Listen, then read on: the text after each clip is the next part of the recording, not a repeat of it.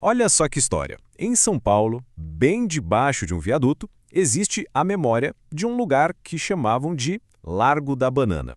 A história que a gente ouve é que ali, sabe, ali foi o berço do samba paulistano.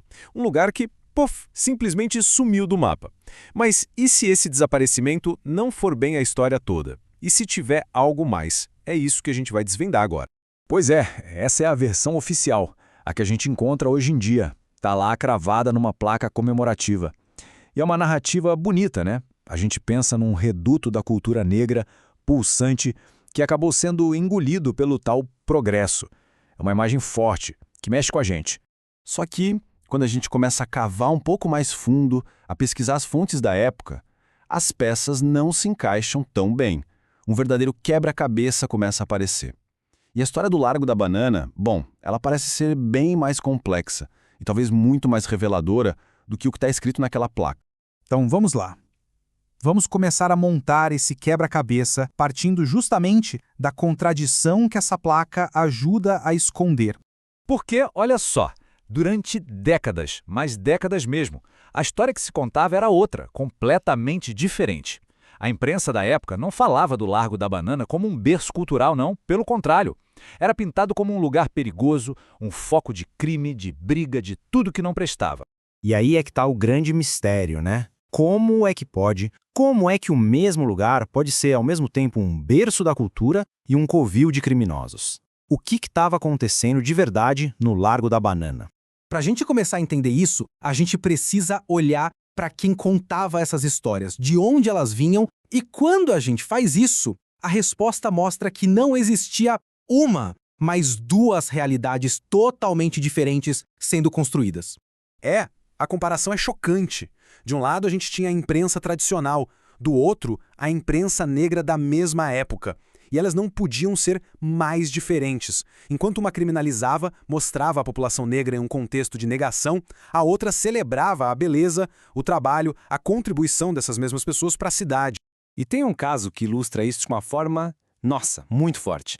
É a história trágica do Cândido Luiz. Repara só como a identidade dele vai sendo apagada. No trabalho, ele é operário. Quando se machuca, vira operário de cor preta. E na morte, ele é só um preto. A humanidade dele, a identidade trabalhador, vai sendo retirada. E a raça entra em cena para marcar a tragédia. É pesado. Ok, então, vamos sair um pouco do que a mídia falava e tentar mergulhar na realidade, na experiência de quem realmente morava lá na Barra Funda. Esse mapa antigo ajuda a gente a ter uma ideia da realidade física do bairro.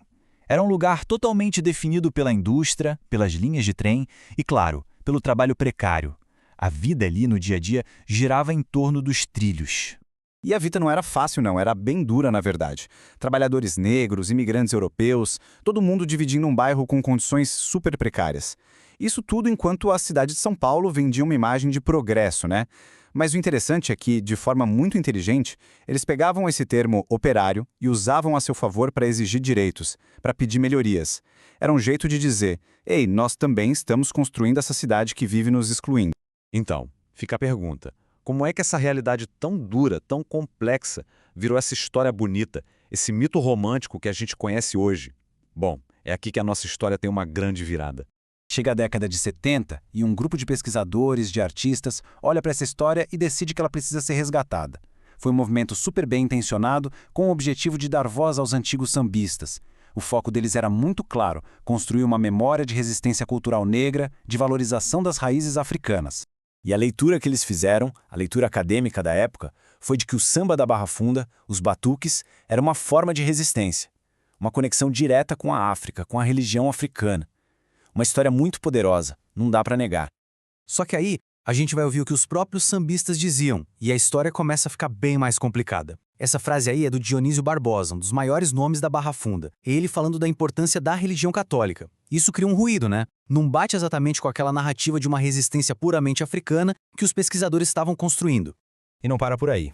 Olha só esse outro personagem, o Zezinho da Casa Verde. Dá uma olhada nessa foto. A postura dele, da banda, as roupas. Isso aqui não é uma foto de um grupo amador, de músicos de rua. É uma imagem de profissionais, gente com ambição, com um projeto.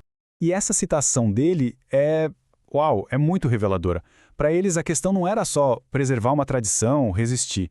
Era também sobre ser profissional, ganhar respeito, subir na vida. Eles queriam jogar o mesmo jogo da sociedade branca e, mais do que isso, queriam vencer. E é aí que a gente chega na grande conclusão, que meio que vira tudo de cabeça para baixo. O que aconteceu com o Largo da Banana não foi só uma tragédia urbana. Foi principalmente uma construção de narrativa. O ponto central é esse, então. O tal desaparecimento do Largo da Banana foi, na verdade, um tipo de pacto narrativo.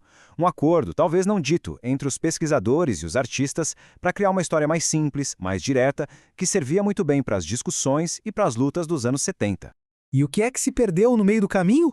Justamente a complexidade da vida real. Sabe, as contradições, os detalhes, o sonho de usar um smoking, a fé católica, tudo isso foi meio que aplainado, deixado de lado para caber numa história mais heróica e simples de resistência cultural. No fim das contas, na tentativa de salvar uma memória, acabaram apagando outra.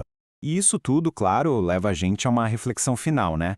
A história do Largo da Banana meio que nos obriga a olhar para as nossas próprias cidades, para os monumentos, para os mitos que a gente celebra e a se perguntar que outras histórias tão complexas, tão humanas e cheias de contradições podem estar escondidas por trás dessas narrativas que a gente aceita sem questionar.